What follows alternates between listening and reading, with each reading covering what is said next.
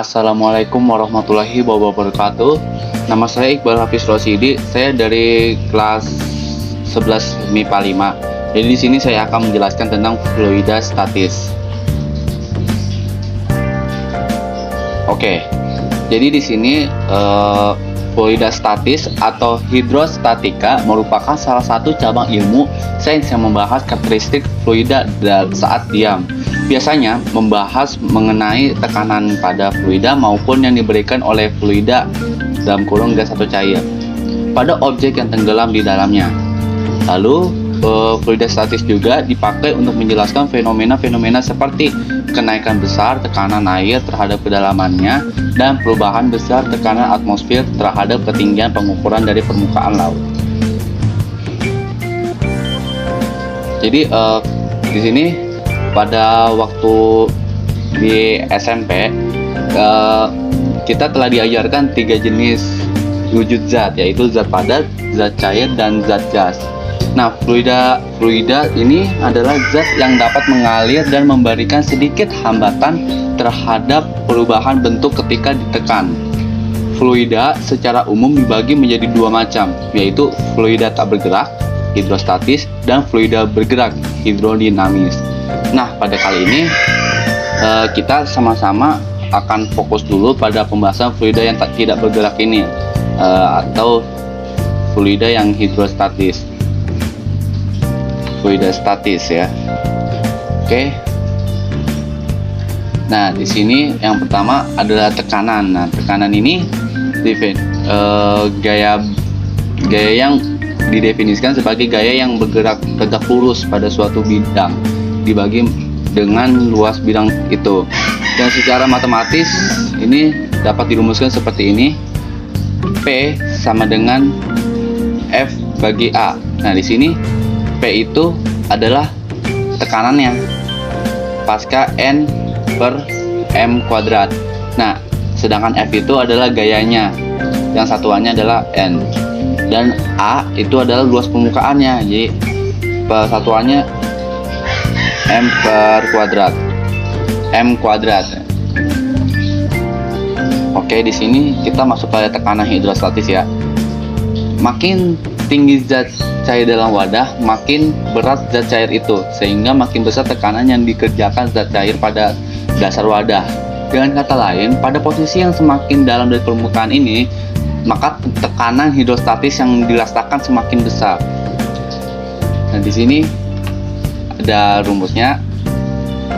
Jadi pH itu adalah tekanan hidrostatis, PA, satuannya ini massa jenis fluida, artinya kilogram per meter pangkat 3, dan G adalah percepatan gravitasi, meter per S kuadrat. H ini adalah kedalaman yang diukur dari permukaan air. Oke, lanjut. Nah, di sini masuk ke hukum hidrostatika. Jadi hukum pokok hidrostatika adalah semua titik yang terletak pada kedalaman yang sama, maka tekanan hidrostatikanya sama. Nah, jadi semua titik yang terletak pada bidang datar dalam suatu jenis zat cair memiliki tekanan yang sama. Ini dikenal dengan hukum pokok hidrostatika, dan tekanan ini disebut dengan tekanan hidrostatis. Ya, di sini terdapat gambarnya ya. Oke, lanjut. Hukum Pascal. Nah, di sini hukum Pascal itu ternyata ditemukan oleh seorang ilmuwan Prancis, yaitu Blaise Pascal. Sesuai nama hukumnya ya, karena yang nemuin namanya Blaise Pascal, jadi dinamakan hukum Pascal. Nah, pada hukumnya ini Pascal menyatakan bahwa tekanan yang diberikan pada suatu fluida dalam ruang tertutup akan diteruskan ke segala arah dengan sama besar. Secara matematis dirumuskan sebagai berikut. P1 sama dengan P2, F1 per A2 sama dengan F2 per A2. Nah, di sini penerapan dalam kehidupan sehari-harinya yang menggunakan prinsip hukum Pascal antara lain pompa hidrolik dan sepeda, mesin hidrolik pengangkat mobil yang kayak di tukang cuci mobil itu ya, yang ada pengangkatnya itu. Nah, di sini keterangannya P1 itu tekanan di penampang 1. Nah, ini yang P2 juga sama, kedua. Yang F adalah gaya tekanan di penampang. Nah, yang A terakhir, yang A adalah luas penampang pipa. Oke, lanjut. Hukum Archimedes. Nah, di sini hukum Archimedes ada bunyinya ya, sebuah benda yang tercelup sebagian atau seluruhnya ke dalam fluida akan mengalami gaya ke atas atau gaya apung ya, gaya apung yang besarnya sama berat fluida yang dipindahkannya. Nah, jadi gaya apung ini merupakan selisih dari gaya berat benda di udara dengan gaya berat di dalam fluida. Nah, di sini ada rumusnya, FA sama dengan WU dikurang WF. Jadi di sini ada penjelasannya, FA itu gaya ke atas atau gaya apung ya. WU itu gaya berat benda di udara, jadi di udaranya. WF itu gaya berat di fluida. Jadi semua satuannya N ya.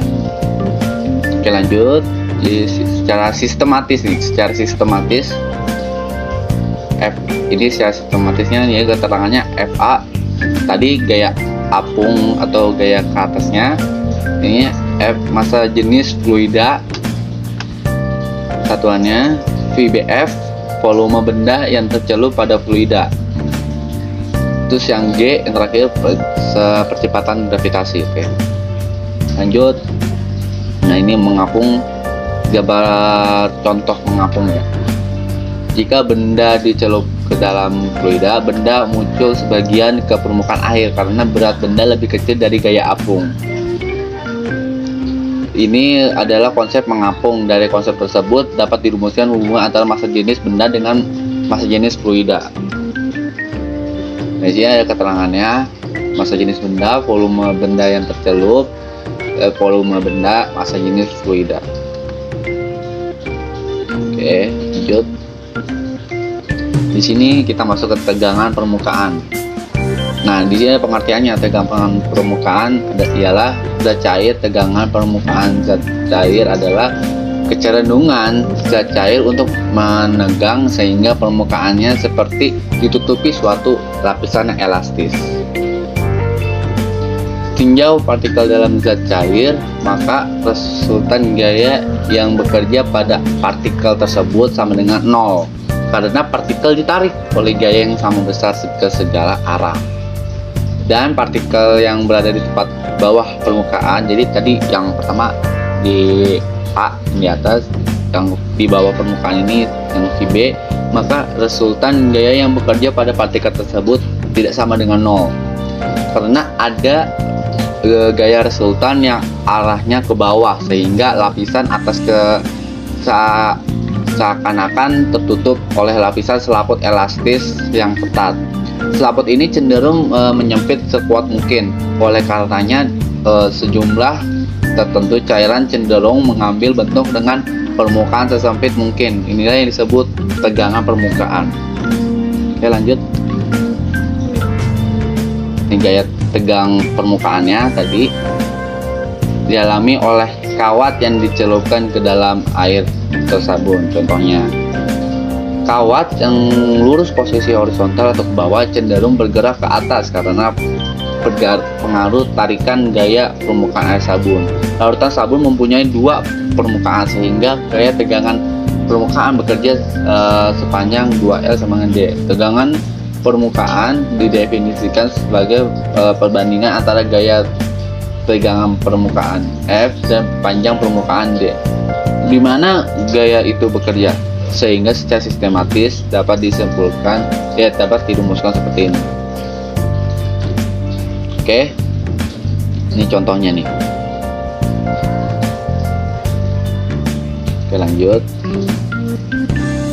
Kita masuk ke kapilaritas nih. Kapilaritas adalah peristiwa naik atau turunnya permukaan zat cair melalui perantara seperti kain, dinding, pipa kapiler, dan lain sebagainya. Namun tidak semua zat cair mengalami gejala kapilaritas yang sama, misalnya pada air dan paksa. Namun tidak semuanya zat cair mengalami gejala kapilaritas yang sama. Misalnya pada air dan raksa pada zat cair berupa air. Permukaan zat cair dapat membasahi dinding, sedangkan pada zat cair berupa raksa tidak dapat membasahi dinding. Raksa malah akan turun air membasahi dinding karena gaya kohesi antara partikel air lebih kecil dari gaya adhesi antara partikel air dan partikel dinding. Gaya tarik-menarik antar partikel sejenis disebut gaya kohesi, sedangkan gaya tarik-menarik antar partikel berbeda jenis disebut adhesi ya tadi. Oke, lanjut. Sudut kontak. Jika arah permukaan zat cair dalam wadah diperpanjang dengan garis lurus, maka akan kita didapatkan sudut antara perpanjangan permukaan zat cair dengan arah vertikal wadah. Sudut ini disebut dengan sudut kontak. Kenaikan atau penurunan fluida dalam pipa kapiler bisa dirumuskan ini H2 ini dikali cos 0 ini T per P kali G kali R. Ini gambarnya. H itu kenaikan atau penurunan zat cair dalam pipa kapiler. Ini tegangan permukaan Nm pangkat min 1. Ini sudut kontak, massa jenis zat cair, percepatan gravitasi, dan jari-jari pipa kapiler. Kita ini viskositas. Kekentalan viskositas suatu fluida dinyatakan oleh koefisien kekentalan fluida tersebut. Jika sebuah bola dijatuhkan ke dalam fluida, maka akan mengalami gaya gesek antara permukaan benda dengan fluida. Gaya gesek ini besarnya sebanding dengan koefisien viskositas fluida. Menurut Stokes, besar gaya tersebut adalah ini, F sama dengan 6 pi ini RV. Dan ini gambarnya ya. Koefisien viskositas didefinisikan sebagai hambatan pada aliran cairan. Koefisien viskositas dapat ditentukan dengan menggunakan persamaan Poiseuille. Ini contoh rumusnya. Ini rumusnya, ini keterangannya. Koefisien viskositas jari-jari bola, massa jenis bola, massa jenis fluida, percepatan gravitasi, percepatan terminal bola. Jadi ini koefisien viskositas 2 jari-jari bola pangkat 2, terus percepatan gravitasi per 9 kecepatan terminal bola. Ini massa jenis bola dikurang massa jenis fluida. Oke. Sekian, terima kasih telah menonton video ini. Semoga bermanfaat. Mohon maaf kalau misalnya ada kekurangan dalam penyampaian atau kesalahan dalam kata-kata saya yang saya sampaikan. Kurang lebihnya mohon maaf. Saya mohon mengundurkan diri. Wassalamualaikum warahmatullahi wabarakatuh.